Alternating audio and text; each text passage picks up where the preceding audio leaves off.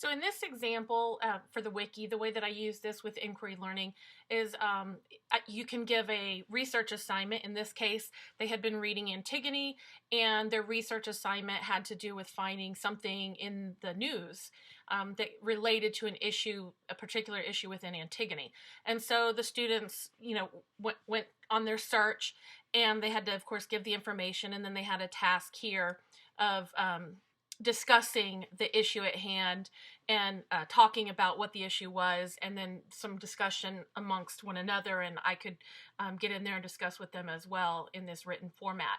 So basically, this part of the inquiry model is covering really four. It's covering investigation, because they are finding information. They're finding specific examples of how their research is related to what it needs to be related to.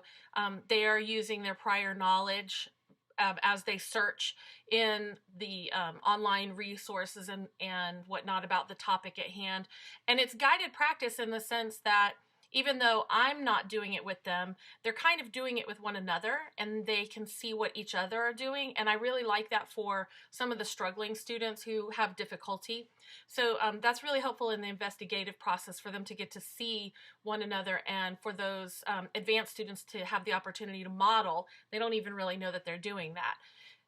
The second thing that it does is it helps in the constructing process. As they're composing their answers, it allows them in the inquiry model to express.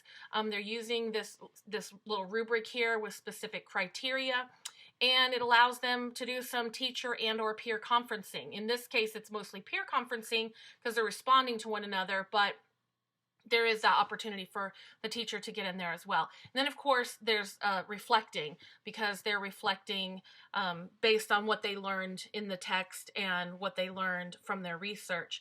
And of course, you could add the part where they have to talk about what they thought they knew and what they know now. And so there's definite opportunity for that as well.